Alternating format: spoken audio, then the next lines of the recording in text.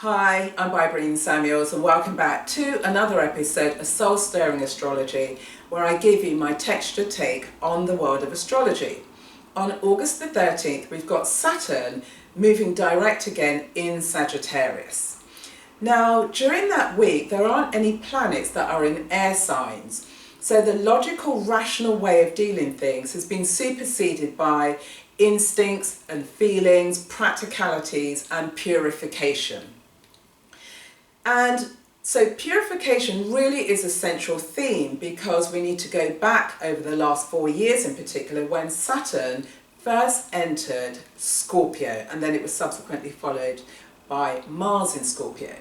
So when you're in Scorpio, it's where you have to do your deep transformative work. And here, this is where you've had to identify which aspects of your behavior, which aspects of your personality have you had to trim away, let go of, sever from your life. And the reason being is because you've been nursing this beautiful vision, this beautiful dream for your life, but it can't emerge because you're dealing with all the dirt within your life. And so it's trying to emerge through the swampy waters, through the quicksand within your life.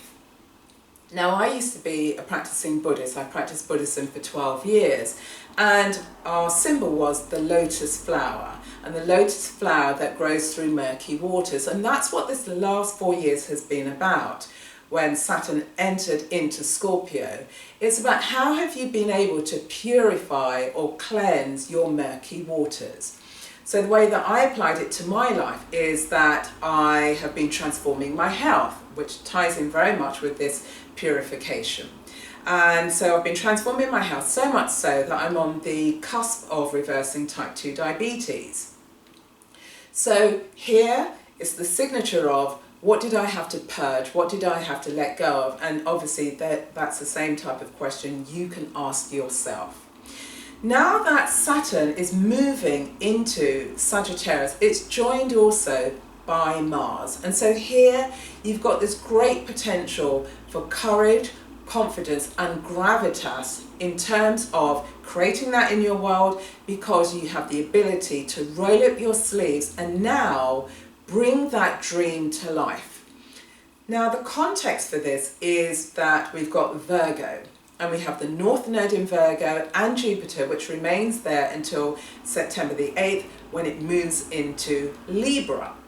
But alongside Jupiter and the North Node, we also have Venus and Mercury, which is in its own sign, joining the other two planets within Virgo. So here the signature is about purification, cleansing, purging, healing, really paying attention to the small details in everything that enables you to make the advances that you want to.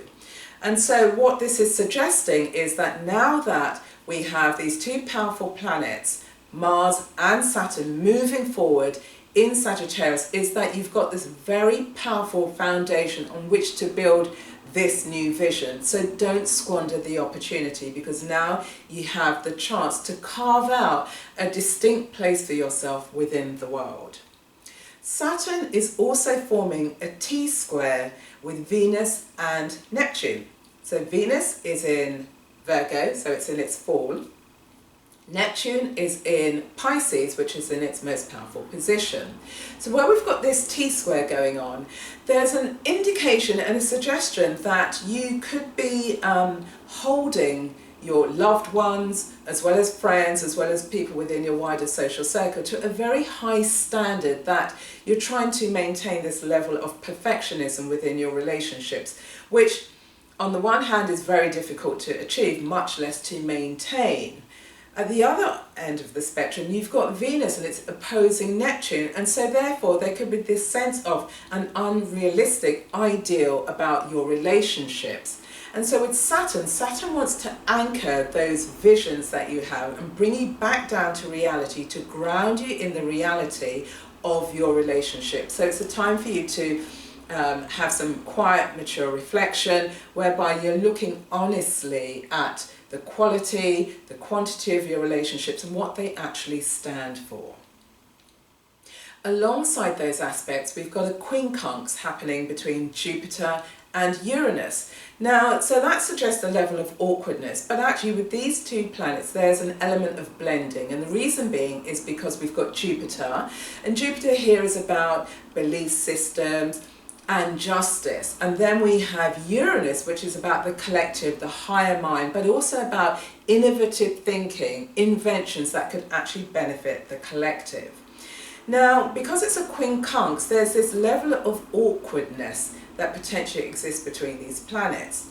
Then we need to look at the opposition that's taking place between Jupiter and Chiron.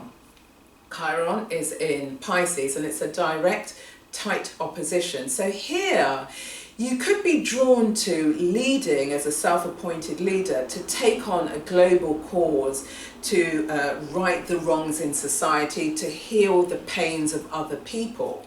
However, what it could suggest is that you're taking on too many quirky, innovative, big causes that you can't actually manage. But what it could potentially do is that it masks your own pain, and so therefore you're running away from dealing with your own internal pain, and you're externalizing it by leading causes because you're a self-appointed leader. So the message here could be around what are the personal innovations that you could actually create and bring about that will help to harmonize you, that will help to heal you, so that you then approach life as a more rounded whole person. It could also be a suggestion that actually you might be always out there wanting to lead from the front, lead in terms of this global mission, but actually you could have outgrown the mission. You could have outgrown that aspect of yourself that needs to rebel, that needs to stand up, that needs to inspire, and it's about actually turning that all inwards on yourself to see how you're able to blend the different aspects of your own psyche. Which brings me to the quote of the day, and it's by Hamza Yusuf, and what he said is this: the reality of things are found in the unseen. So, what is it that you need to purge? What is it that you need to let go of in order to be in the unseen, and then to use your feelings and your instincts to identify where it is and what it is that you need to be doing? So the question of the day is, what do you need to purge in order to bring about your own personal mission? As always, put your answers in the comment box below. If you've got any questions or queries, I love to hear from you. Feel free to share this episode with anyone in your network. You can like and subscribe to my channel.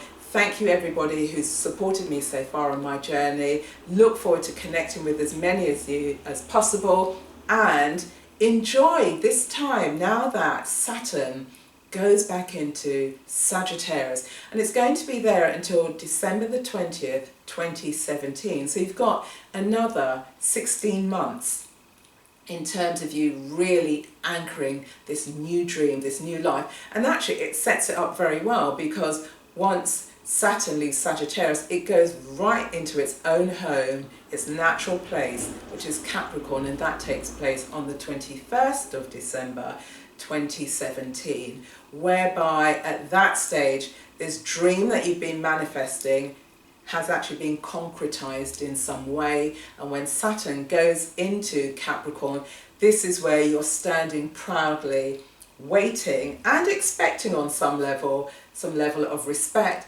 and admiration for what it is that you're building in the world that can benefit yourself and other people. So stay well, and I will see you again on the next episode.